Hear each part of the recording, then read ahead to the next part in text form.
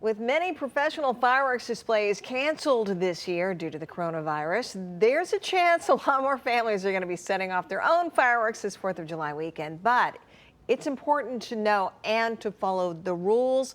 And right now, to help us with all of that is Clarence Doss, attorney and founder of the Doss Law Firm, here to break down the fireworks laws in the state of Michigan. Always good to have you back on the show with us, Clarence. How you doing? It's great to be back with you.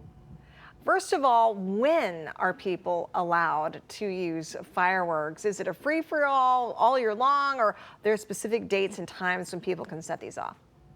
Well, even though sometimes it feels like a free-for-all, depending on where you live, the law really requires that you can only do it within certain time frames. And when it comes to the 4th of July, we're talking about only 4 days around the 4th of July. So June 29th, July 4th is really the only window you can shoot fireworks. I may have heard some people jumping the gun then as I'm sleeping over the last week or so. All right, is there a curfew for setting off fireworks, a time where you have to stop, people are trying to sleep? There is 11 a.m. to 11:45 is the window that the states have determined. Essentially, you can shoot fireworks. I don't know why you'd be shooting fireworks at 11 a.m., but people do it apparently. But by midnight, you really should not be making any noise, and you should be home asleep at that point. I think that's fair. Coming from somebody who's always asleep at that time, thanks to this shift. Well, let's talk about what kind of fireworks are allowed. What can people shoot?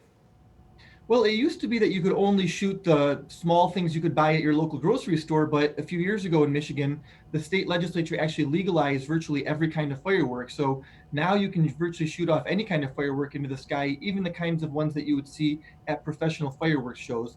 But you still have to make sure that you're safe when you're doing so, and you have to make sure that these are actually purchased at a legal vendor and not some market where they may not be regulated. Safety first, for sure. And you talk about a legal vendor. Let's talk a little bit about the penalties for violating the fireworks laws here in Michigan. What kind of penalties will people face? Well, if you shoot fireworks off property that's not your own, and believe it or not, that's actually pretty common. So school properties, sidewalks, church properties, and things like that, you could face a trespassing fine or even a felony in some cases. In addition to that, if you're violating local laws, meaning the noise ordinances in your local community, you could be charged with disturbing the peace and even be subject to $1,000 fine. So the 4 days around 4th of July, make sure you stop before midnight and be safe. Thank you so much, Clarence, for your advice this morning. We really appreciate it. Absolutely great to be with you. Always with you too.